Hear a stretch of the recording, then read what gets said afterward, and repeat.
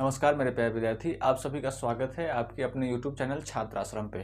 तो जैसा कि आप सभी को पता है कि यहाँ पर निःशुल्क 10वीं क्लास के हिंदी माध्यम के जो भी छात्र हैं जो 2026 में एग्जाम देने वाले हैं उन सबों के लिए क्रैश कोर्स चलाया जा रहा है, जिसमें लगातार आपको चैप्टर्स पर चैप्टर्स दिए जा रहे हैं। वो भी एकदम शॉर्ट में, क्या कहते हैं, छोटे से छोटे समय में, कम समय में जो है ज़्यादा कंटेंट आपको क्या किए जा रहे हैं, उपलब्ध करवाए जा रहे हैं, जो एग्जाम के लिए क्या है, एकदम उपयुक्त हैं। बड़ा कंटेंट नहीं, छोटा करके आपको क्या किया जा रहा है, उपलब्ध किया जा रहा है, जो एग्जाम में आपको रिवाइज करना, याद रखना और एग्जाम देना वो ज़्यादा से ज़्यादा महत्वपूर्ण है, जिसे कर करके आपको दिया जा रहा है। तो अभी जो है देखिए, ठंड एक बाइक से बढ़ गया है, तो आप लोग क्या करिए, अपना अच्छे से कपड़ा वपड़ा पहन करके और कुर्सी टेबल लगा करके पढ़ा कीजिए।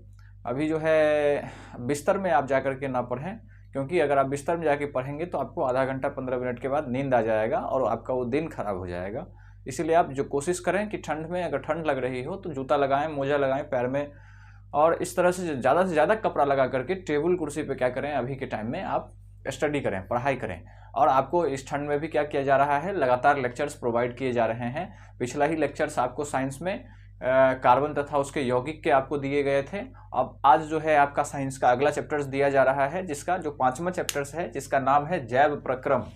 जैव प्रक्रम मतलब जीवों में जो है, प्रक्रम मतलब कि ऐसा अपना पोषण के लिए वो क्या क्या करते हैं, क्या क्या प्रक्रिया अपनाते हैं, उसी चीज़ को यहाँ पे बताया गया है जैव प्रक्रम के चैप्टर के माध्यम से, कि जीव जंतु या पेड़ पौधे जो भी जीवित प्राणी हैं हमारे पास, वो कैसे अपने जीवन को चलाए रखने के लिए कौन कौन से प्रक्रियाएं करते हैं, कौन कौन से प्रक्रम करते हैं, उन सब चीज़ों के बारे में यहाँ पर क्या किया गया है, आपको बतलाया गया है।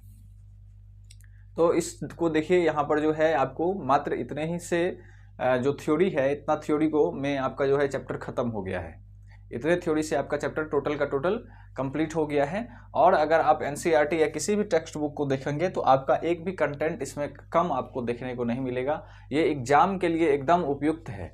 इससे ज़्यादा आपके दिमाग में जो है रहेगा नहीं, बड़ा कंटेंट आपके दिमाग में रहेगा नहीं।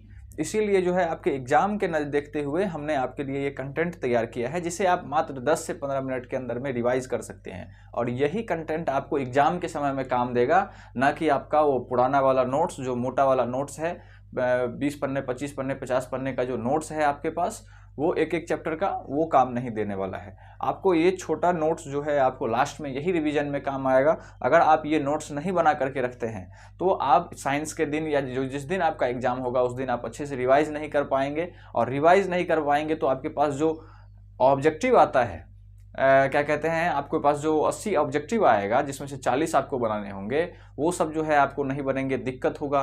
तो रिवीजन उस टाइम में बहुत ज़्यादा ज़रूरी होता है, और रिवीजन के लिए ज़रूरी होता है छोटा नोट्स।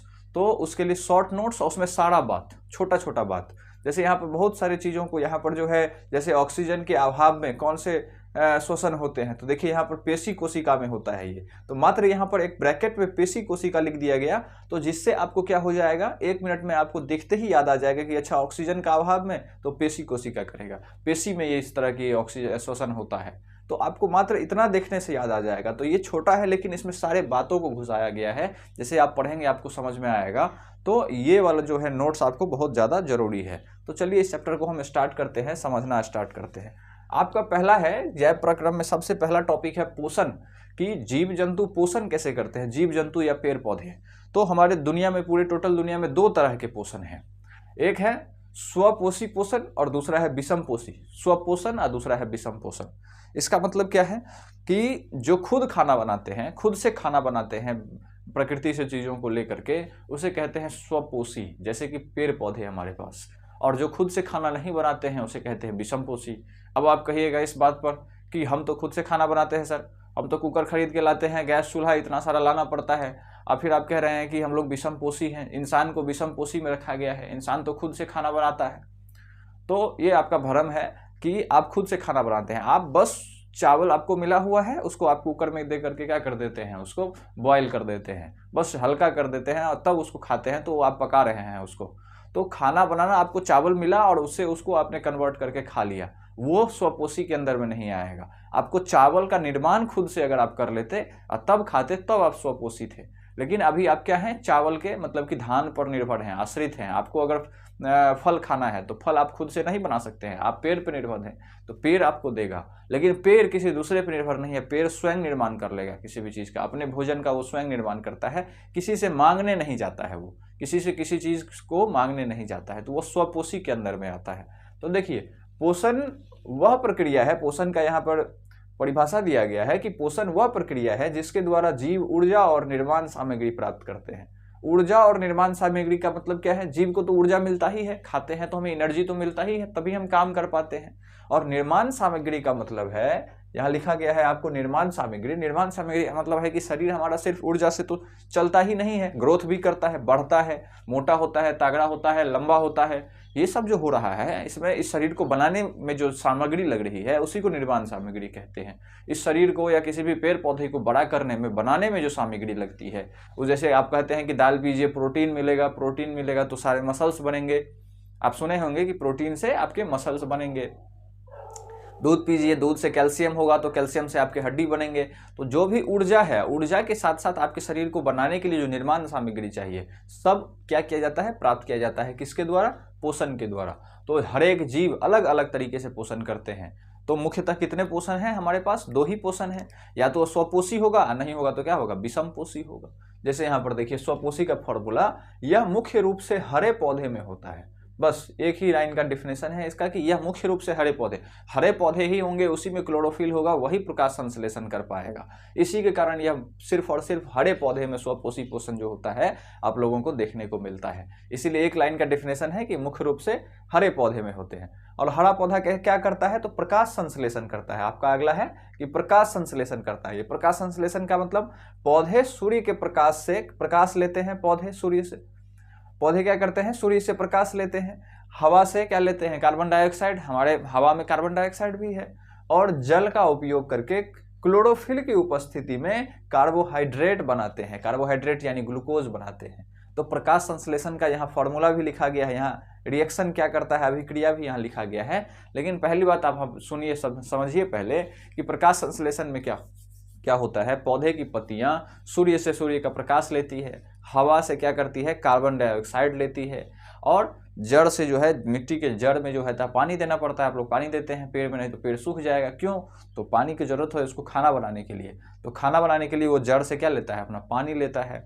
तो ये सारी चीज़ों को ले करके वो क्या करता है, कार्बन डाइऑक्साइड, पानी, सूर्य का प्रकाश, इन सारी चीज़ों को लेकर के क्या करता है, वो अपना भोजन तैयार करता है। भोजन के रूप में क्या तैयार करता है, तो क्लोरोफिल यानी क्या कहते हैं, कार्बन डाइऑक्साइड, कार्बोहाइड्रेट यानी ग्लूकोज तैयार करता है। ग्लूकोज, कभी कभी आपको अगर इंस्टेंट एनर्जी की जरूरत पड़ती है तो आप क्या करते हैं, ग्लूकोज लेते हैं। अभी अब जैसे खाना आप चावल खाएं तो वो क्या करेगा, शरीर आपका, पेट जो है पचा करके उसको ग्लूकोज में तोड़ेगा, ग्लूकोज में तोड़ करके तब आपको एनर्जी मिलेगी। लेकिन अगर आपका शरीर बहुत कमजोर है, वो पचाने के लायक नहीं है, तुरंत आपको एनर्जी चाहिए, तो आप सीधे क्या करते हैं, ग्लूकोज निकाल करके रखा हुआ रहता है कंपनियों के द्वारा, सीधे आप ग्लूकोज घोरते हैं और पी लेते हैं। तो वो इंस्टेंट एनर्जी, यानी अब उसको पच करके वही ग्लूकोज आता जो गिलास में लेकर के आप पी रहे हैं। तो अब पचने वाला सिस्टम खत्म, अब सीधे एनर्जी देने वाला, तो इसलिए तुरंत एनर्जी मिलता है ग्लूकोज में। तो हमारा जो प्रकाश संश्लेषण होता है वही ग्लूकोज, वही पेड़ पौधा से, चावल से, आपके खाने पीने से, शुगर से, मतलब चीनी से, इन सब चीज़ जगहों से क्या किया जाता है, ग्लूकोज को निकाल करके और आपको कंपनियों द्वारा बेचा जाता है। गर्मी के टाइम में अगर एनर्जी कम लगे तो सीधे आप पीजिए, तुरंत एनर्जी मिलेगा।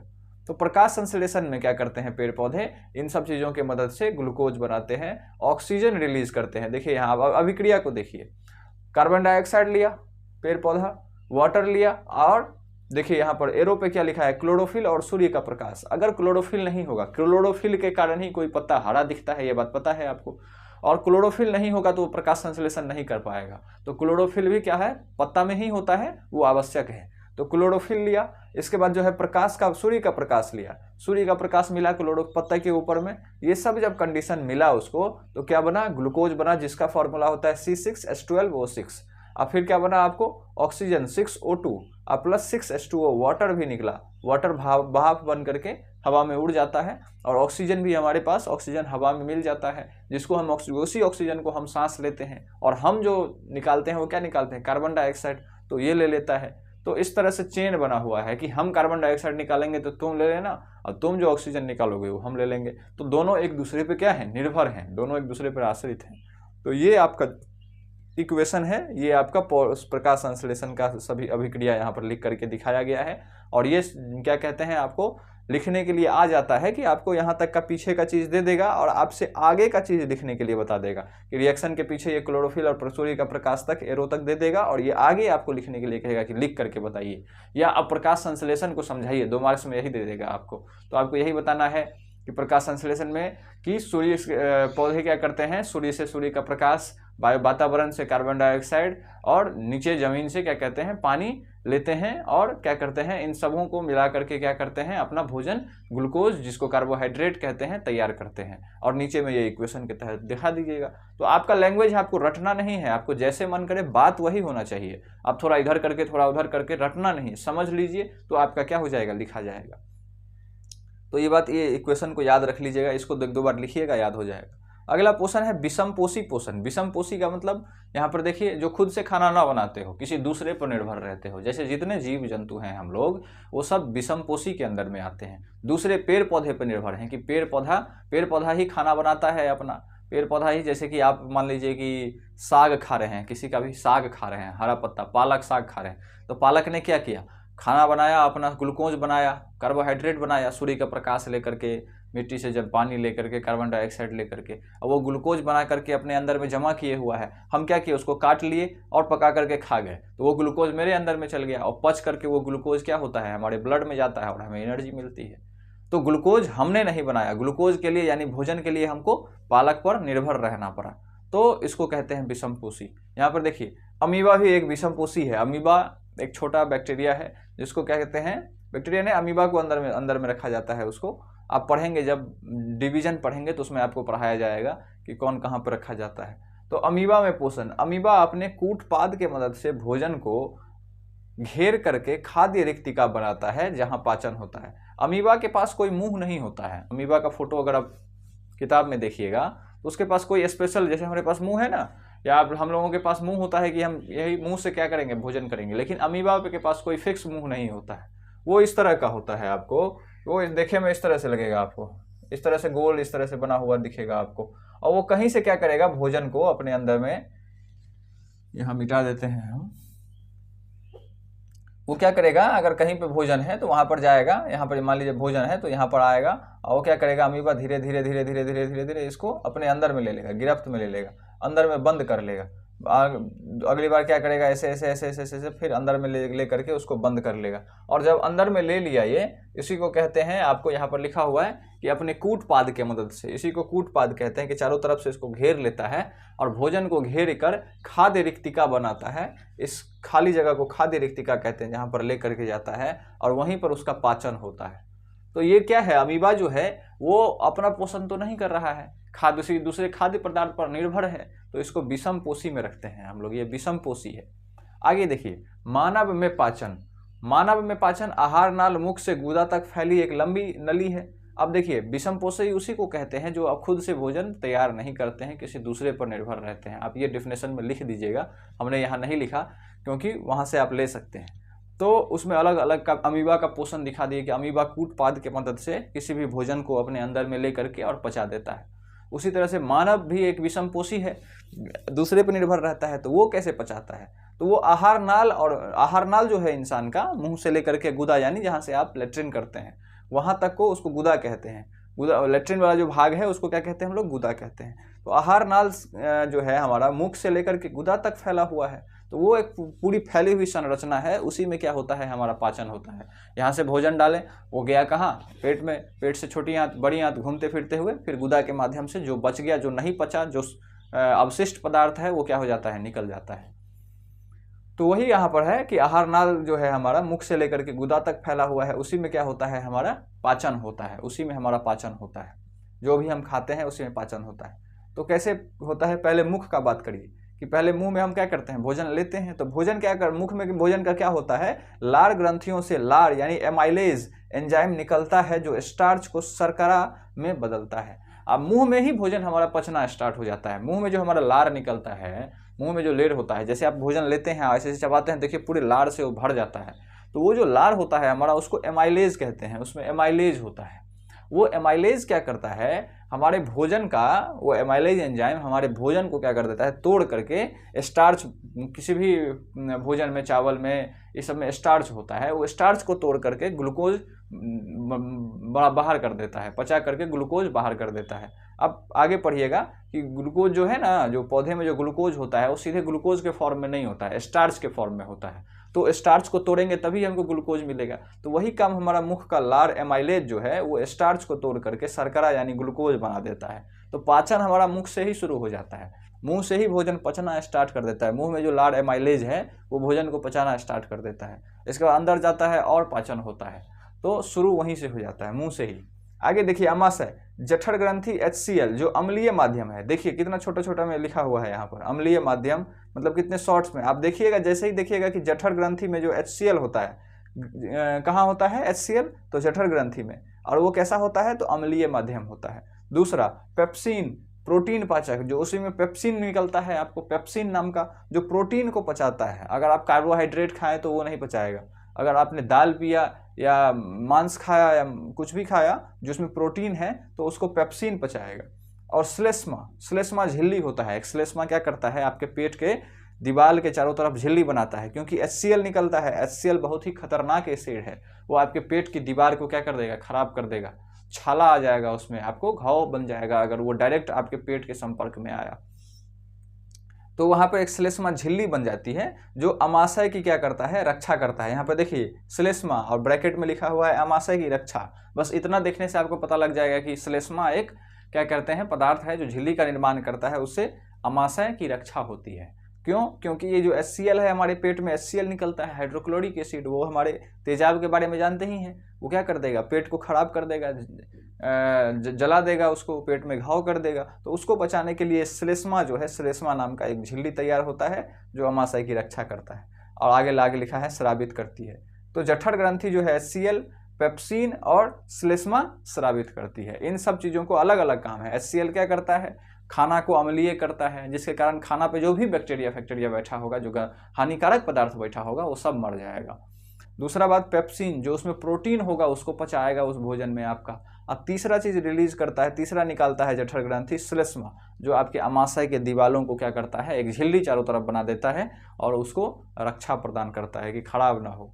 इसके बाद देखिए क्षुद्रांत, इसको स्मॉल इंटेस्टाइन कहते हैं। इंग्लिश में अगर आप पढ़िएगा क्षुद्रांत को स्मॉल मतलब कहते हैं ना, क्षुद्र आदमी है, क्षुद्र आदमी मतलब छोटा आदमी है।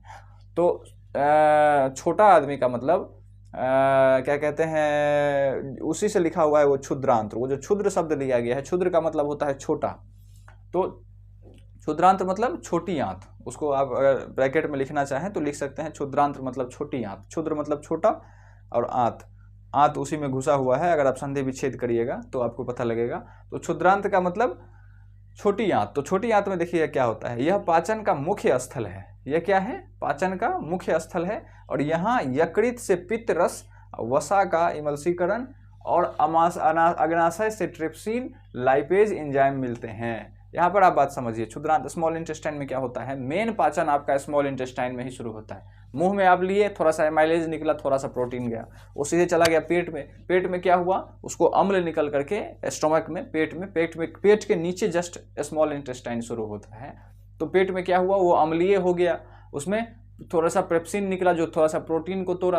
तो उतना क्या कहते हैं, वो जो है पाचन नहीं हुआ वहाँ पर, मेन पाचन वहाँ पर नहीं हुआ। वहाँ पर सिर्फ अम्लीय माध्यम में बैक्टीरिया जो भी था उसको मारा गया, उसके बाद स्मॉल इंटेस्टाइन में भेज दिया गया, क्षुद्रांत में भेज दिया गया। अब क्षुद्रांत में जाकर के मेन पाचन होता है, वहाँ पर जितने भी एंजाइम है उसको वो स्मॉल इंटेस्टाइन में मिलता है। पेट तक उसका उतना ज़्यादा पाचन नहीं होता है। स्मॉल इंटेस्टाइन में जाने के लिए सब कुछ को तो पाचन हो जाता है स्मॉल इंटेस्टाइन में।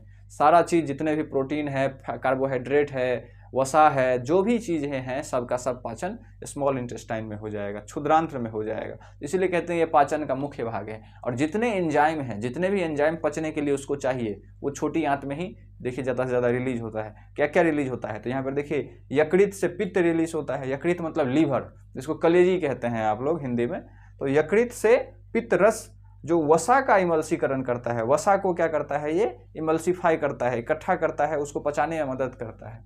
अगला है अग्नाशय से ट्रिप्सिन व लाइपेज। अग्नाशय जो है ये भी एक रिलीज करता है, ये ट्रिप्सिन रिलीज करता है। और लाइपेज रिलीज करता है, ये सब मिलते हैं, सारे एंजाइम यहाँ पर मिलते हैं और क्या होता है, पाचन का काम होता है। अगला देखिए, जब पाचन हो जाता है, पाचन आपका स्मॉल इंटेस्टाइन में क्लियर हो गया, तो अगला स्टेप आता है अवशोषण का, क्योंकि पाचन हुआ, अब जो भी चीज़ बना उसको तो अवशोषित करेंगे, उसको खून में, ब्लड में या शरीर में जहाँ जहाँ जरूरी है वहाँ वहाँ पहुँचाएंगे, ब्लड के ही माध्यम से पहुँचाया जाता है।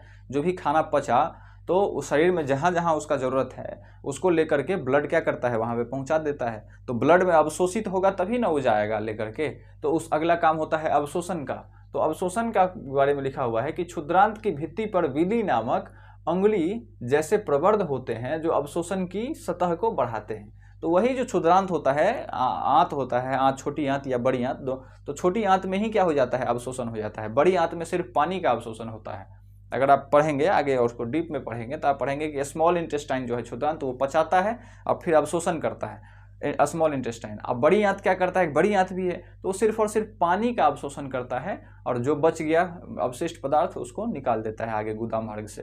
तो बड़ा इंटेस्टाइन जो है उसका बड़ी आंत का उतना काम नहीं है, छोटी आंत का ही है। तो छोटी आंत में क्या हुआ, मुख्य पाचन हुआ और जब पच गया तो उसको अवशोषण करने की बारी आई, तभी हमारा काम का होगा। नहीं तो पचा करके सीधे गुदा मार्ग से निकाल दे तो क्या फायदा होगा, पच करके अगर अवशोषण नहीं हुआ। तो अवशोषण के लिए क्या होता है, एक विली, पेट के ही स्मॉल इंटेस्टाइन के ही सतह पर एक विली नाम का इस तरह का स्ट्रक्चर होता है। ये आपका क्या है, सतह है, ये है आपका स्मॉल इंटेस्टाइन यानी क्षुद्रांत का सतह है ये। और सतह के ऊपर में उंगली की तरह इसे निकला हुआ छोटा छोटा, जैसे तौलिया देखे हैं आप, अगर तौलिया देखे होंगे, सिंपल ये वाला नहीं, एक मोटा वाला तौलिया आता है जिसमें ऐसे ऐसे निकला हुआ रहता है बाहर की तरफ, सेम उसी के तरह का ये सिस्टम है। ये छोटी आंत में सेम उसी तरह से बाहर की तरफ निकला हुआ रहता है, विली इस तरह से निकला हुआ रहता है, जिसको विली कहते हैं, हिंदी में भी विली ही कहा जाता है। ये क्या करता है, अवशोषण करने में मदद करता है, अवशोषण की सतह को बढ़ाता है कि यहाँ पर जो भी पचा हुआ चीज़ है, यहाँ पर यहाँ पर यहाँ पर जो भी आएगा, इन सब जगहों से ये पचा हुआ चीज़ क्या होगा, अवशोषित होगा। इन सब जगहों से ये पचा हुआ चीज़ क्या होगा, अवशोषित होगा। तो ये जो विली उंगली सामान निकला रहता है, ये अवशोषण में क्या करता है, मदद करता है, इसी को विली कहते हैं। तो आप समझ में आ गया, आपसे ऑब्जेक्टिव में पूछा जा सकता है कि अवशोषण में विली की क्या आवश्यकता है, तो बताइएगा कि वो क्या करता है, अवशोषण की सतह को बढ़ा देता है। या अवशोषण किसके माध्यम से होता है, तो विली के माध्यम से होता है, ये बात भी बता सकते हैं। अलग तरीके से क्वेश्चन बना सकता है, जो मन करे उसका। अगला देखिए, अगला टॉपिक है आपका श्वसन। आपका क्या समझ गए, पोषण, पोषण कितने तरह के, और पोषण कितने तरह के, उसमें पेड़ में कैसे पोषण होता है, जीव जंतु में कैसे पोषण होता है, हम लोगों में। अब हम पढ़ रहे हैं श्वसन। श्वसन मतलब हम लोग सांस लेते हैं, श्वसन ही क्या करता है, पचाने में मदद करता है। श्वसन ही क्या करता है, हमको पचाने में मदद करता है, वो ऑक्सीजन देते हैं तभी जाके पचता है। तो देखिए, यह भोजन के ऑक्सीकरण द्वारा ऊर्जा मुक्त करने की प्रक्रिया है। ये जैसे कि भोजन हमारा जो ब्लड में गया, ग्लूकोज गया, अब वो ऊर्जा कैसे देगा, तो ऊर्जा तभी देगा जब उसको सांस के द्वारा जो है क्या करता है, ऑक्सीजन मिलता है। ऊर्जा तभी देगा वो ग्लूकोज जब वो सांस के द्वारा उसको ऑक्सीजन मिलेगा। तो वही कह रहा है, यह क्या करता है, भोजन के ऑक्सीकरण द्वारा ऊर्जा मुक्त करने की प्रक्रिया है। ये क्या करेगा, ग्लूकोज आपके बॉडी में गया, आप सांस ले रहे हैं तो वहाँ से उसको ऑक्सीजन मिलता है और ग्लूकोज और ऑक्सीजन मिल करके ऊर्जा देता है, उसी को एटीपी में ऊर्जा देता है। वो किस में ऊर्जा देता है, तो एटीपी में। तो आप श्वसन का मतलब समझ गए हैं कि ये क्या करता है, भोजन जो हमने खाया है, जो पचाया है, उसको ऑक्सीजन यानी ग्लूकोज को पचा करके क्या लिया है हमने, ग्लूकोज लिया है, तो उसको ऑक्सीजन के द्वारा अभिक्रिया करके ऊर्जा मुक्त करने का काम करता है। अब ग्लूकोज का विखंडन के बारे में जानिए कि ग्लूकोज का विखंडन यही है, यही जो ऑक्सीकरण होता है तो उसी में ग्लूकोज का विखंडन होता है। ये जो ऑक्सीजन जब हमारे सांस के द्वारा जाता है तो वो ग्लूकोज के साथ अभिक्रिया करके ग्लूकोज को तोड़ देता है और एनर्जी निकलता है। ग्लूकोज के साथ ऑक्सीजन आता है और जुड़ता है, सांस के माध्यम से जाता है ऑक्सीजन, जो हमारे सांस में गए, फेफड़ा में गए, अभी पढ़ाएंगे हम आपको। तो वो ऑक्सीजन क्या करता है, ग्लूकोज को तोड़ता है और एनर्जी रिलीज होती है, एनर्जी मुक्त होती है, ऊर्जा, वही ऊर्जा से हम काम करते हैं। तो वही देखिए, ग्लूकोज का विखंडन कैसे होता है, तो ग्लूकोज का विखंडन कोशिका द्रव्य में होता है। कोशिका के बारे में पढ़े हैं, यहाँ कोशिका होता है, कोशिका के बीच में नाभिक होती है यहाँ पर, और इसके बाद जो होता है ऊपर में यहाँ पे इस तरह के रस भरे हुए रहते हैं बीच में। ये जो है केंद्र, नाभिक को केंद्र भी कहते हैं, केंद्र के चारों तरफ और कोशिका झिल्ली के बीच में रस भरे रहते हैं, उसको कोशिका द्रव्य कहते हैं। अगर कोशिका चैप्टर आप पढ़े होंगे तो कोशिका द्रव्य में ग्लूकोज क्या रहता है, अब रहता है वहाँ पर, जिसमें ग्लूकोज में 6 कार्बन होते हैं। आप पढ़े हैं कि C6 यानी यहाँ पे फॉर्मूला में तो 6 कार्बन है, तो ग्लूकोज 6 कार्बन में होता है। वो क्या करता है, ऑक्सीजन के प्रेजेंस में क्या करता है, या वो पायरुवेट में बदल जाता है, 3 कार्बन में बदल जाता है। कोशिका द्रव्य में ग्लूकोज क्या करता है, इस कोशिका द्रव्य में ग्लूकोज आते ही पाइरुवेट यानी 3 कार्बन वाले में बदल जाता है। 6 कार्बन का नहीं रहता है, पाइरुवेट यानी 3 कार्बन में बदल जाता है। आप एनसीईआरटी को खोलिएगा तो एक रिएक्शन देखिएगा, बड़ा सा चेन के द्वारा बताया गया है कि ग्लूकोज लिखा है, फिर उसको उसके आगे पाइरुवेट लिखा है, और फिर जाकर के 3 रिएक्शन बनाए हुए हैं। एक है क्या कहते हैं ऑक्सीजन के प्रेजेंस में, एक है ऑक्सीजन के अभाव में, एक है ऑक्सीजन के अनुपस्थिति में। तो 3 तरह के लिखे हुए हैं, उसी को हमने यहाँ पर लैंग्वेज में बता दिया है, पहला, दूसरा और तीसरा यहाँ पे हमने लैंग्वेज में लिख दिया है। तो क्या करता है, कोशिका द्रव्य में ग्लूकोज क्या होता है, पाइरुवेट में बदल जाता है। उसको आप रिएक्शन में भी लिख सकते हैं।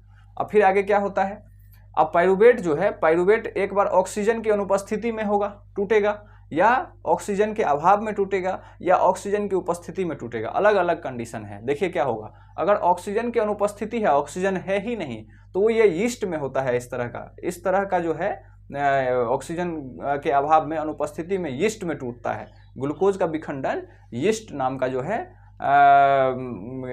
यीस्ट नाम का छोटा जीव होता है, उसमें जो है ये टूटता है ऑक्सीजन की अनुपस्थिति में। तो बनाता क्या है, एथेनॉल बनाता है, कार्बन डाइऑक्साइड बनाता है, और बहुत कम ऊर्जा निकालता है। जैसे शराब बनाने की जो प्रोसेस है, इसको हिंदी में फर्मेंटेशन कहते हैं, किण्वन। तो शराब बनाने की जो प्रोसेस है वो इसी यीस्ट के द्वारा होता है। वही एथेनॉल, यही है शराब, यही एथेनॉल जो निकलता है, इसी शराब को लोग ग्रहण करते हैं और सब मजे में आ जाते हैं, इसी को ग्रहण करते हैं। तो यही है एथेनॉल, ये यीस्ट के माध्यम से निकलता है। यीस्ट क्या करता है, ऑक्सीजन की अनुपस्थिति में ग्लूकोज को तोड़ता है। तो ग्लूकोज जब ऑक्सीजन की अनुपस्थिति में टूटेगा तो एथेनॉल बनाएगा, कार्बन डाइऑक्साइड बनाएगा, और बहुत कम ऊर्जा रिलीज करता है। इसलिए देखते हैं कि अगर गन्ना से शराब बनाया जा रहा है तो गन्ना दे करके थी करके उसको ढक दिया जाता है कि उतना ऑक्सीजन ना मिले। या अगर चावल से शराब बनाया जा रहा है, अगर आप देखे होंगे, तो उसको क्या कर दिया जाता है, बंद कर दिया जाता है कि उसमें क्या हो कि ऑक्सीजन उतना मात्रा में ना मिले। अगर ऑक्सीजन ज़्यादा मात्रा में मिलेगा तो शराब नहीं बन पाएगा। इसीलिए शराब अगर बनाना है तो क्या करना पड़ेगा, ऑक्सीजन की अनुपस्थिति रखनी पड़ेगी, उसको ढक करके बंद करके रखना पड़ेगा। और वो काम जो है यीस्ट करता है उसको। ऑक्सीजन की अनुपस्थिति में यीस्ट क्या होता है, एथेनॉल में, कार्बन डाइऑक्साइड में, और कम ऊर्जा में, उसको कम ऊर्जा में, वहाँ पे ऊर्जा ज़्यादा नहीं निकलता है, तो और एथेनॉल बनता है और कार्बन डाइऑक्साइड बनता है। तो ऑक्सीजन की अनुपस्थिति में कौन करता है ग्लूकोज का विखंडन, तो यीस्ट करता है। इस बात को याद रखिएगा। अगला है ऑक्सीजन के अभाव में। ऑक्सीजन की अनुपस्थिति नहीं है, बिल्कुल बंद नहीं है, बिल्कुल ऑक्सीजन नहीं है, ऐसा बात नहीं है लेकिन कम मात्रा में है। ये होता है आपकी पेशी कोशिका में। जब आप बहुत जोर से दौड़ते हैं तो आपको एनर्जी की जरूरत पड़ती है, एनर्जी के लिए ऑक्सीजन की जरूरत पड़ती है। तो आपका देखते हैं दिल कितना जोर से धड़कने लगता है, हार्ट जो है जोर से धड़कने लगता है, और जल्दी जल्दी आप सांस लेने लगते हैं। जल्दी जल्दी सांस लेने का मतलब क्या, आपके शरीर जो है ऑक्सीजन का मांग बढ़ा रहा है कि जल्दी हमको ऑक्सीजन लाओ, तब जाकर के हम ग्लूकोज के साथ रिएक्शन करके क्या करेंगे, टूटेंगे और तुमको ऊर्जा देंगे, तो और चलने में तुमको मदद होगा। क्योंकि एनर्जी ज़्यादा खपत हो रहा है, क्योंकि आदमी दौड़ने लगा है तो शरीर को लग जाता है कि एनर्जी ज़्यादा खपत हो रहा है, तो जल्दी जल्दी एनर्जी बनाओ। तो ज़्यादा सांस लो, सांस से ऑक्सीजन आएगा और ग्लूकोज टूटेगा तो उतना ज़्यादा एनर्जी मिलेगा। लेकिन क्या होता है, जब आप ज़्यादा जोर से दौड़ते हैं तो क्या होता है, उतना ज़्यादा मात्रा में ऑक्सीजन पहुंच नहीं पाता है। और पेशी में जहाँ जहाँ दौड़ते हैं, जैसे पैर का मसल्स है, पेशी उसी को कहते हैं, पेशी तक, पैर के मसल्स में वहाँ पर ऑक्सीजन नहीं पहुँच पाता है, वहाँ पर एनर्जी की ज़रूरत होती है। तो होता क्या है, ऑक्सीजन के अभाव में ही, कम ही ऑक्सीजन में क्या हो जाता है, ग्लूकोज टूट जाता है। ग्लूकोज टूटता है तो अगर कम अभाव में, ऑक्सीजन के अभाव में ग्लूकोज टूटेगा, जो कि पेशी तक में टूटता है, तो वह लैक्टिक अम्ल बनाएगा, ऊर्जा देगा और क्रैम्प का कारण बनेगा। वो क्या कर देता है, लैक्टिक अम्ल बना देता है। लैक्टिक एसिड आपके पेशी में क्या कर देता है, जमा देता है। पैर की पेशी में क्या कर देता है, लैक्टिक एसिड बना देता है। और वो एसिड आपको क्या करेगा, दर्द करेगा, इसी के कारण वो क्रैम्प आता है। तो लैक्टिक एसिड और ऊर्जा, देखते हैं आप क्रिकेटर्स को कभी कभी क्रैम्प आ जाता है, फील्ड पे ही सो जाता है। उसका मतलब क्या है कि वो दौड़ा है, उसके कारण उसके शरीर को जितना ऑक्सीजन चाहिए उतना नहीं मिला है। एनर्जी ज़्यादा चाहिए तो ऑक्सीजन भी चाहिए, ऑक्सीजन नहीं मिला तो ऑक्सीजन के अभाव में क्या हुआ, ग्लूकोज टूट गया, तो लैक्टिक एसिड बना। और ऊर्जा तो मिलता ही है, थोड़ा बहुत मिलता है, तो ये लैक्टिक एसिड क्रैम्प का कारण बनता है।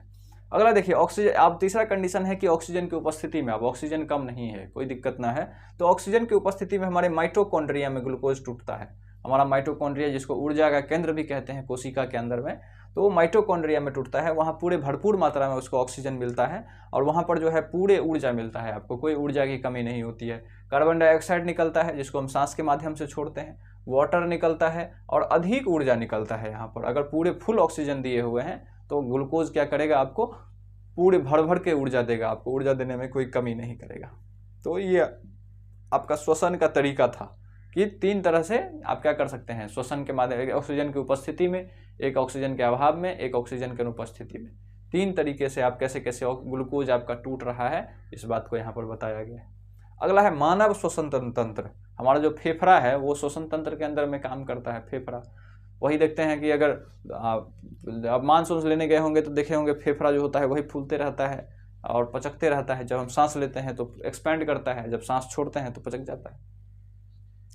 तो मानव श्वसन तंत्र, इसमें क्या होता है, हवा नसा द्वार यानी नाक से कहाँ जाता है, नसा द्वार से ग्रसनी में जाता है। नाक के अंदर जो है वो पाइप जो होता है उसको ग्रसनी कहते हैं, अंदर जहाँ ऊपर में, मुंह के ऊपर में, फिगर में देखिएगा इसको। और ग्रसनी के बाद नीचे की तरफ जो पाइप गया है उसको क्या कहते हैं, नली, उसी को कहते हैं श्वास नली। और श्वास नली से कहाँ जाता है, फेफड़े तक पहुँचती है, ये है श्वास नली, ये जो है आपका ये है श्वास नली। और श्वास नली से कहाँ चल जाता है, पूरे फेफड़ा में जा जाता है। ये फेफड़ा का साइन बना हुआ है, इस तरह से दोनों होते हैं। ये दोनों जब सांस लीजिएगा तो ये फूल जाएगा और जब सांस छोड़िएगा तो ये पचक जाएगा, दोनों के दोनों। तो ये फेफड़े में पहुंच जाती है। अब फेफड़े में कुपिकाएँ होती है, फेफड़े में ये कुपिका, ये जो फिगर है आप देखते हैं जाल की तरह जो निकला हुआ है, ये जाल इस तरह से होता है। तो ये जो छोटे छोटे छोटे छोटे बूंदा की तरह आप देख रहे हैं, इसी को कुपिका कहते हैं। इसी में क्या करता है, ऑक्सीजन जो है यहाँ आके ठहरता है और वहाँ पर ब्लड भी आता है फेफड़ा में, उसके द्वारा ब्लड भी वहाँ पर आता है और ब्लड जो है यहाँ से ऑक्सीजन लेने का काम करता है। सांस लिए, यहाँ पर जाकर के हवा आया और ब्लड भी आया, दोनों मिला। ब्लड को चाहिए क्या, ऑक्सीजन, जो ले जाएगा बॉडी में, तो वो यहाँ से क्या करता है, अपना ऑक्सीजन उठाता है ब्लड और फिर चल जाता है पूरे बॉडी में लेकर के हृदय के द्वारा। अभी हम बताएंगे आपको हृदय में कैसे जाता है। तो फेफड़ा में ये बात समझिए कि फेफड़ा में गया, अब फेफड़ा में कुपिकाएँ होती है जहाँ गैसों का क्या होता है, विनिमय होता है। जहाँ गैसों का, यहीं कुपिका के द्वारा यहीं पर गैस का विनिमय होता है, गैस का आदान प्रदान। क्या करते हैं, वो ब्लड जो होता है वो क्या करता है, अपना जो कार्बन डाइऑक्साइड लेके आया है, जो वहाँ पर देख रहे हैं कार्बन डाइऑक्साइड, ब्लड क्या करता है, ट्रेवल इधर से उधर जाने का काम करता है। तो कोशिका से क्या करता है, ऑक्सीजन ले लेता है और कहता है तुमको ऑक्सीजन चाहिए, तो कहता है हाँ रुको लेकर के आते हैं। ब्लड कहता है रुको लेकर के आते हैं, तो ब्लड जाता है लाने के लिए। ब्लड कहाँ पहुँचता है, तो घूमते घूमते घूमते वो फेफड़ा के पास पहुँचता है कि ब्लड दे दो, तो ब्लड दे, ऑक्सीजन दे दो। तो कुपिका के पास देखो, यहाँ कुपिका के पास पहुँचता है तो ब्लड कहता है कि हमको ऑक्सीजन चाहिए, तो कुपिका कहता है ठीक है। और ब्लड के पास क्या होता है, कार्बन डाइऑक्साइड, तो कार्बन डाइऑक्साइड कुपिका को दे देता है कि तुम कार्बन डाइऑक्साइड ले लो और तुम अपना ऑक्सीजन हमको दे दो। तो कार्बन डाइऑक्साइड जब आप छोड़ते हैं तो वहाँ कार्बन डाइऑक्साइड आपका निकलता है और जो लिए हैं वो ऑक्सीजन ब्लड को मिल गया, ये कुपिका के माध्यम से। अगला देखिए, अगला है वहन। अब वहन मतलब ट्रांसपोर्टेशन, मतलब ब्लड जो है हमारा वहन करने का काम करता है। ब्लड के माध्यम से, खून के ही माध्यम से वहन होता है। तो यहाँ पर देखिए आप वहन में, मानव में परिसंचरण कैसे होता है, मानव में वहन कैसे होता है, तो मानव में वहन हृदय के द्वारा होता है। हृदय में क्या होते हैं, 4 कक्ष होते हैं जिसमें 2 आलिंद होते हैं और 2 निलय। 2 ऊपर वाले को आलिंद कहते हैं, ब्लड यहाँ पर हार्ट का फिगर बना हुआ है, यानी फिर एक छोटा बना करके दिखा दे रहे हैं।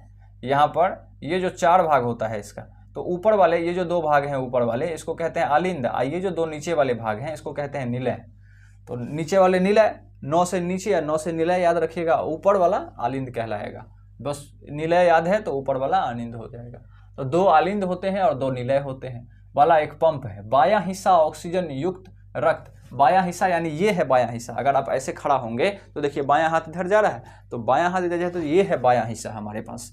तो ये बायां हिस्सा और ये हो गया आपका दायां हिस्सा। तो बायां हिस्सा में ऑक्सीजन युक्त रक्त होता है। ये बात याद रखिएगा कि पूछेगा आपसे ऑब्जेक्टिव में कि ऑक्सीजन युक्त रक्त हृदय के किस भाग में होता है, तो वो बायां हिस्सा में होता है, बायां भाग में होता है। और दायां हिस्सा में, तो दायां हिस्सा में ऑक्सीजन रहित रक्त को अलग रखा जाता है। ऑक्सीजन रहित रक्त इस तरह के दायां भाग में रहता है, अब बायां भाग में ऑक्सीजन वाला रक्त। अब देखिए अगला है रक्त वाहिकाएं। इसको याद रख लिए कि हृदय क्या होता है, अभी हम समझाएंगे, खत्म नहीं हुआ है, हृदय को समझाएंगे। तो हृदय ऐसे ही लिखेगा डेफिनेशन में, यह 4 कक्षों वाला जिसमें 2 आलिंद होते हैं, 2 निलय होते हैं, वाला एक पंप है। बायां हिस्सा ऑक्सीजन युक्त रक्त और दायां हिस्सा ऑक्सीजन रहित रक्तों को रखता है। बस इतना लिख दीजिएगा, हृदय का हो जाएगा। अभी हृदय के बारे में हम आपको समझा रहे हैं। ऐसे ऑब्जेक्टिव बनाएगा कि हृदय में कितने आलिंद होते हैं, तो 2 कहाँ होते हैं, तो ऊपर की तरफ। कितने निलय होते हैं, तो 2 कहाँ होते हैं, नीचे की तरफ। जितने ऑब्जेक्टिव बनाना हो, जो बनाना हो वो बनाएगा अपना। आपको ये इतना पढ़ लेने से सारा काम हो जाएगा आपका। अगला है रक्त वाहिकाएं, जिसको रक्त वाहिकाएं मतलब नस जिसको कहते हैं। नस में क्या होते रहता है, खून बहते रहता है, वही है रक्त वाहिका, रक्त को बहाने वाला। तो वही है, खून है हमारा रक्त वाहिका। धमनियां हृदय से रक्त दूर ले जाती है, जबकि शिराएं, अब रक्त वाहिकाएं 2 तरह की होती है, एक होती है धमनी, एक होता है शिरा। तो धमनी मोटा होता है। धमनी देखते हैं, धमनी जो है ये मोटा है। हाथ में भी जो मोटा वाला यहाँ नस दिखता है वो क्या है? आपका धमनी है, वो आपका धमनी है। और वो जो हरा हरा दिखता है आपके हाथों में वो क्या है? आपको सिरा दिया गया है। ये क्या है? आपको सिरा है, जो छोटा एकदम हरा हरा दिखता है, कहीं पर भी ये दिख गया। और धमनी एकदम मोटा होता है। तो धमनी हृदय से रक्त को ले जाती है। तो धमनी जो है वो हृदय तक गया रहता है और हृदय से उसको ब्लड मिलता है और पूरे शरीर तक पहुंचाता है। तो धमनी अभी पढ़िएगा तो धमनी जो होता है शुद्ध रक्तों को ले जाता है। ये बात याद रखिएगा कि धमनी क्या ले जाता है? शुद्ध रक्त को। और जो सिरा है जो नीला नीला आपके हाथों में दिख रहा है वो अशुद्ध रक्त को पूरे शरीर से उठा करके हृदय तक ले जाता है। धमनी हृदय से जो साफ किया हुआ रक्त है, जो फेफड़ा से ऑक्सीजन लेकर के आया है, ऑक्सीजन वाला रक्त, उसी को कहते हैं ऑक्सीजन युक्त रक्त, जो बायां भाग में होता है, यहीं पर ये है धमनी हमारा। ये धमनी क्या करता है? ऑक्सीजन युक्त रक्त यानी साफ वाला रक्त पूरे बॉडी में ले जाता है हृदय से। और सिरा क्या करता है? ये जो हरा हरा सिरा है वो पूरे शरीर से गंदा वाला जो भी कार्बन डाइऑक्साइड वाला रक्त है उसको ला करके हृदय में डाल देता है। हृदय उसको पंप करके फेफड़ा के पास भेज देता है कि जाओ तुम साफ करके ऑक्सीजन लेके आओ, और वहां से फिर तुमको हम क्या कर देंगे? पूरे शरीर में भेज देंगे। तो अभी पढ़ते हैं क्या होता है। बस एक याद रखिए कि धमनियां हृदय से रक्त दूर ले जाती है। धमनी क्या करता है? हृदय से रक्त लेकर के पूरे शरीर में फैलाता है, यानी हृदय से दूर ले जाता है। और सिराएं क्या करती हैं? रक्त को हृदय तक लाती है, यानी पूरे शरीर से सिरा क्या करेगा? हृदय तक रक्त को लाएगा। अब देखिए ये है दोनों तरह का सिरा। ये जो दो पाइप आप देख रहे हैं, एक ये पाइप एक ये पाइप, ये दोनों पाइप यहाँ पर गया है। ये कहाँ गया है? आपको ये है आपको दायां आलिंद, ये दायां भाग ये बायां भाग। तो ऊपर वाला दायां आलिंद ये बायां आलिंद, ये भी हो गया दायां निलय, ये हो गया बायां निलय। तो ये जो दायां आलिंद है वहां पर देखिए दो पाइप गया हुआ है। तो ये जो दोनों पाइप है दोनों सिरा है। देखिए देखिए लिखा हुआ है कि ऊपर भाग का महासिरा और निचले भाग का महासिरा, ये दोनों क्या है? सिरा है।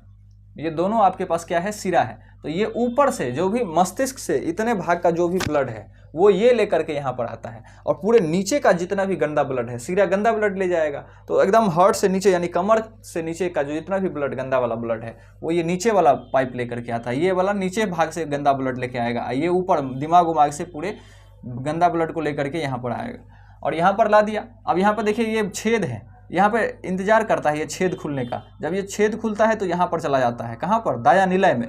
और दायां निलय में आके स्टोर हो जाता है। अब फिर हर्ट मारता है यहाँ से धक्का, इसको हर्ट क्या मारता है? यहाँ से धक्का, तब ना हर्ट धड़कता है। तो वो क्या करता है? ये इस पाइप जो देख रहे हैं, ये वाला जो पाइप दे रहे हैं, इस पाइप से कहाँ चला जाता है? फेफड़ा में। गंदा ब्लड आया, गंदा ब्लड यहाँ पर जमा हुआ, उसके बाद गया यहाँ पर, इसके बाद यहाँ से जो पंप करता है तो वो चला जाता है कहाँ? फेफड़ा में। फेफड़ा में क्यों गया? तो अशुद्ध रक्त है, अपना कार्बन डाइऑक्साइड छोड़ने और ऑक्सीजन लेने के लिए गया। तो वहां पर गया, वहां पर उसको अपना ऑक्सीजन लिया, कार्बन डाइऑक्साइड छोड़ दिया, अब शुद्ध हो गया। अब वो घूम करके आता है यहाँ से, यही फुफ्फुस धमनी से, फुफ्फुस धमनी, और यहाँ पर ये है फुफ्फुस सिरा, इसको कहते हैं हम लोग, अभी आपको बताएंगे। फुफ्फुस का मतलब होता है उल्टा होता है, आपको भी बताए हैं कि धमनी क्या करता है? शुद्ध रक्त ले जाता है। तो बस ये उल्टा कर लीजिएगा, फुफ्फुस लगेगा तो वो अशुद्ध को ले जाएगा। फुफ्फुस धमनी यानी धमनी शुद्ध रक्त को ले जाता है, अगर पीछे फुफ्फुस लग गया तो वो क्या करेगा? अशुद्ध रक्त ले जाएगा। अभी एक फुफ्फुस सिरा भी है यहाँ पर, ये वाला जो अभी धक्का मारा फेफड़ा तक ब्लड को ले गया, वो फुफ्फुस सिरा है, मतलब वो शुद्ध रक्त को ले जाता है यहाँ पर, ये वाला। अभी पढ़ाएंगे हम आपको फुफ्फुस सिरा के बारे में। ये क्या करेगा? फुफ्फुस धमनी, धमनी क्या करता है? तो धमनी जो है तो शुद्ध रक्त को ले जाता है। तो ये अशुद्ध रक्त को ले जाने वाला ये धमनी हुआ, आपको अशुद्ध रक्त को ले जाने वाला ये धमनी हुआ। यहाँ पे गलती साइन लग गया है, हमसे गलती साइन यहाँ पे लग गया है, ये वाला होगा जो अशुद्ध रक्त को कहाँ ले जाता है? फेफड़ा तक ले जाता है। अब देखिए क्या होता है, ये फेफड़ा तक गया और जो है वहां पर ऑक्सीजन लिया और वो इस पाइप के माध्यम से कहाँ आ गया? बायां आलिंद में आकर के रुका हुआ है। ये इस पाइप के माध्यम से बायां आलिंद में आकर के यहाँ पर जमा हो गया, क्योंकि फेफड़ा के पास ऑक्सीजन मिल गया। अब वो लौट करके आया और यहाँ पर इस वाले कटोरे में रुका हुआ है कि अब ये गेट खुलेगा तब जाकर के ये नीचे जाएगा। तो यहाँ पर आकर के इस पाइप से रुका हुआ है, यहाँ पर ये गेट खुला, इसमें चला गया ये बायां निलय में। अब ये साफ वाला रक्त है, शुद्ध रक्त है, ये शुद्ध रक्त है। फिर ये शुद्ध रक्त को फिर से हर्ट ऐसे पंप मारता है, तो फिर ये इस पाइप के माध्यम से ये धमनी है आपका, ये क्या है? ये धमनी है। इस धमनी के माध्यम से पूरे शरीर में फैल जाता है। तो इस तरह से गंदा ब्लड आता है, फेफड़ा में इस पाइप से जाता है और फेफड़ा से शुद्ध रक्त इस पाइप के माध्यम से यहाँ आता है, अब फिर यहाँ से यहाँ आता है, अब फिर जब धक्का मारता है तो धमनी के माध्यम से पूरे शरीर में क्या हो जाता है? फैल जाता है। बस एक बात ये आप याद रखिएगा कि धमनी क्या करता है, शुद्ध रक्त को ले जाता है हृदय से कहाँ, पूरे हृदय से पूरे शरीर में फैलाता है। और ये फुफ्फुस धमनी है, ये क्या करेगा, अशुद्ध रक्त को आपको ला करके अशुद्ध रक्त का काम करता है। धमनी शुद्ध रक्त तो फुफ्फुस लग गया तो अशुद्ध, ये अशुद्ध रक्त को ले जाता है कहाँ से, तो हृदय से लेकर के फेफड़ा तक। तो ये वाली बात है। और एक फुफ्फुस सिरा भी होता है, आप फिगर में देखिएगा, तो बस फुफ्फुस लगे तो उसका उल्टा बोल दीजिएगा, ये काम करना है आपको। आगे देखिए पादपों में परिवहन। अब पादप ये तो हो गया है इंसान में परिवहन, समझ लिए कि गंदा रक्त आएगा, ऐसे जाएगा, साफ होगा, फिर आएगा, फिर जाकर के पूरे शरीर में फैलेगा। ये हो गया हार्ट का आपका जाने आने का रास्ता। अब आपको पादप के बारे में पढ़ना है, पेड़ पौधे के बारे में। तो पेड़ पौधे में दो तरह के होते हैं परिवहन करने वाला, एक होता है जाइलम और एक होता है फ्लोएम। दो ही याद रखना है आपको। पेड़ पौधे में ये दोनों जो होते हैं, दोनों नसें, नस बोल लीजिए इसको, ये पेड़ का नस ही हुआ एक तरह का। तो ये जाइलम और फ्लोएम, यही दोनों क्या करता है, परिवहन का काम करता है। जाइलम जल और खनिज लवण को क्या करता है, लवणों को ऊपर की ओर परिवहन करता है। कहाँ करता है, ऊपर की ओर परिवहन करता है। जाइलम जो होता है नीचे से जल और खनिज, जड़ से जन और खनिज को उठाता है और पूरे पेड़ में फैलाता है, उसको जाइलम कहते हैं। ये कैसे होता है, ऊपर खींचता कौन है, तो वाष्पोत्सर्जन खिंचाव द्वारा। ऊपर में पत्ती से क्या होता है, हवा पत्ती के द्वारा क्या हो जाता है, वाष्प के रूप में पानी निकल जाता है। तो ऊपर से जो पानी निकलता है तो नीचे से एक प्रेशर जनरेट होता है, तो वही क्या करता है, जाइलम खींच लेता है। क्या होता है, देखते होंगे कि पेड़ पौधा में पानी क्या होता है, विपरीत गुरुत्वाकर्षण के अपोजिट जाता है, तो वो वाष्पोत्सर्जन खिंचाव के द्वारा जाता है। कभी पानी ऊपर से नीचे आएगा, पानी जड़ में नीचे से ऊपर कैसे चला जाता है, तो वही वाष्पोत्सर्जन खिंचाव के द्वारा। वो वाष्पोत्सर्जन जैसे ही वाष्प निकलता है तो एक खिंचाव जनरेट होता है, उसके कारण जाइलम से पानी और खनिज ऊपर की तरफ खिंचाता है। क्योंकि आप पढ़े हैं कि पानी ऊपर से नीचे जाएगा, ना कि नीचे से ऊपर। तो ये कोई चढ़ाने वाला तो है मोटर, वहाँ तो बिजली नहीं है कि मोटर चढ़ाएगा, तो वो वाष्पोत्सर्जन खिंचाव चढ़ाता है। तो एक बात याद रखिए कि जाइलम जो है आपको परिवहन का काम करता है, उसमें भी किसका, तो जल का और खनिज का। कहाँ से, नीचे से ऊपर। बस इतना याद रखिए, ऑब्जेक्टिव बन जाएगा आपका, ऑब्जेक्टिव भी आएगा तो बन जाएगा। और दूसरा है फ्लोएम। ये क्या करता है, फ्लोएम क्या, खाना बन गया, जल और खनिज मिला तो खाना बना लिया पेड़ पौधा अपना। अब वो खाना को क्या करता है, पत्ती से भोजन को स्थानांतरण करता है। पत्ती में जो बना हुआ भोजन है उसको पूरे पेड़ में पहुंचाने का काम ये फ्लोएम करता है। तो जाइलम का काम है जल और खनिज को, जौ से जाइलम और जौ से जल, तो जल और खनिज को ऊपर पहुंचाना। अब फ्लोएम का काम है कि बना हुआ जो भोजन है उसको पूरे पेड़ में पहुंचाना। बस यही दो ही काम है पेड़ के अलावा। तो परिवहन में यही दो काम होगा, खनिज और जल पहुंचाना, और दूसरा अगर खाना बन गया तो उस खाना को सब जगह पहुंचाना। तो इसके लिए जाइलम और फ्लोएम है, यही है आपका पेड़ का परिवहन। अगला है उत्सर्जन। ये तो हो गया कैसे खाते हैं, कैसे पचाते हैं, कैसे शोषण करते हैं। आगे है उत्सर्जन। अब निकालते तो वही हैं, सुबह सुबह जाके निकालते हैं, तो वो उत्सर्जन ही कहलाता है। एक्सक्रीशन उसको कहते हैं। पेशाब करना, लेट्रिन करना, ये सब क्या है, एक्सक्रीशन है। जो भी शरीर का गंदगी है, जो भी गंदा पदार्थ है, उसको बाहर कर देता है वो। अगर पेशाब होना रुक जाए तो बहुत समस्या हो जाएगा। तो वही है एक्सक्रीशन, उत्सर्जन। वो गंदे चीज़ों को बाहर कर देता है, एक्सक्रीट कर देता है।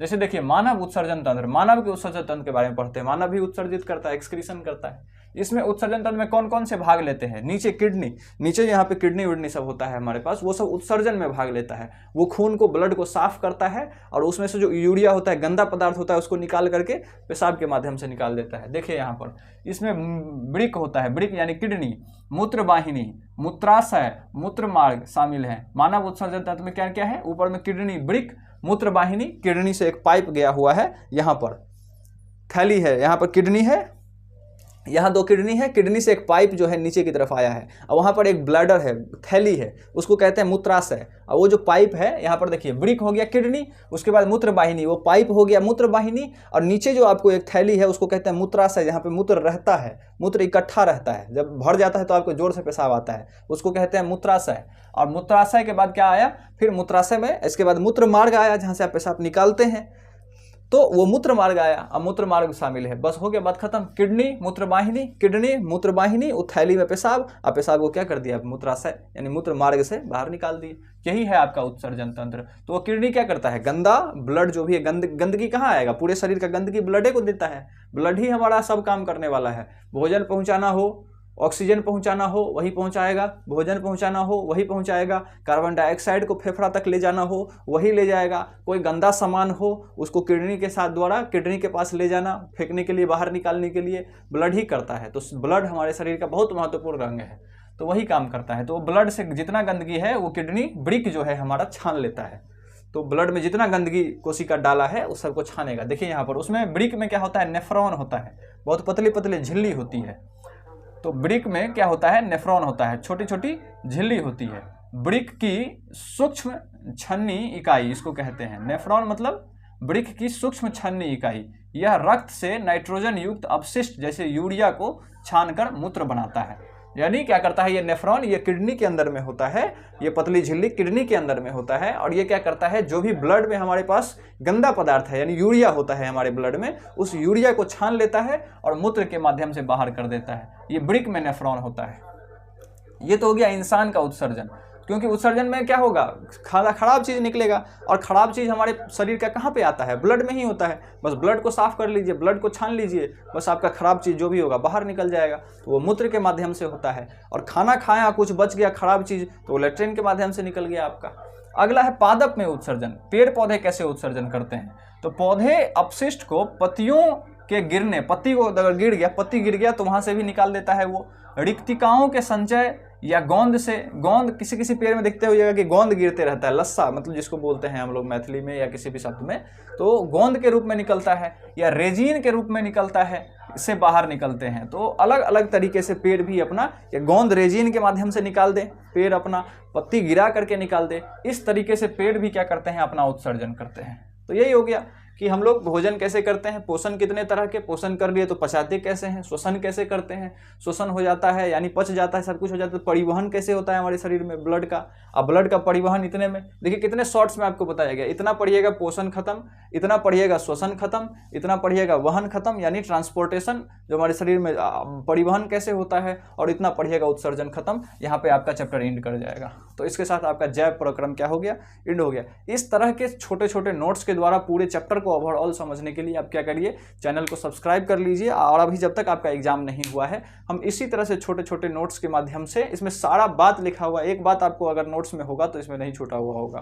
तो सारा बात आपको इसमें क्या किया गया है, बताया गया है। बस इसको एकदम इतना शॉर्ट्स किया गया है कि आप इसको जैसे बताएं ना हम आपको, जैसे ही आप पढ़िएगा ऑक्सीजन का अभाव तो आपको पेशी तक दिख जाएगा, ऑक्सीजन की अनुपस्थिति में तो यीस्ट यहाँ पर ब्रैकेट में दिख जाएगा। दो दो चार चार लाइन नहीं बनाया गया है, छोटा छोटा करके बनाया गया है। तो इस तरह से आपको अगर पढ़ना है तो सब्सक्राइब करिए, इसको फैमिली को बड़ा करिए, और आपको एग्जाम तक बहुत सारे सपोर्ट्स इसमें मिलने वाले हैं। पूरे सिलेबस यहाँ पर ख़त्म किया जाएगा, आपको पूरे फ्री में क्रैश कोर्स करवाया जाएगा। तो चलिए, इतना के लिए आप लोगों का बहुत बहुत धन्यवाद। इसको लिखिए तभी जाकर के फायदा होगा। 1.5 पेज में बना लीजिए, एग्जाम के दिन देखिएगा आपको कितना फायदा होने वाला है इसका। जो भी आपका नोट्स है, पीपीटी है, डीपीपी है, जो भी आप रखे हुए हैं मोटा मोटा बना करके, वो धरा का धरा रह जाएगा। यही आपको लास्ट में काम आने वाला है, यही रिवीजन आपका काम आएगा। और जितना रिवीजन रहेगा उस दिन जो याद रहेगा आपके दिमाग में वही आप लिख पाएंगे, जो रिवाइज कर पाएंगे वही लिख पाएंगे। 10 दिन पहले क्या पढ़ें आप उस दिन भूल जाएंगे। आप 2 दिन में, एग्जाम के टाइम में 2 दिन में क्या पढ़ें, अगर इस तरह का नोट्स है, अगर आप पूरे पढ़े हुए हैं तभी जाके एग्जाम आपका अच्छा जाएगा। चलिए, धन्यवाद।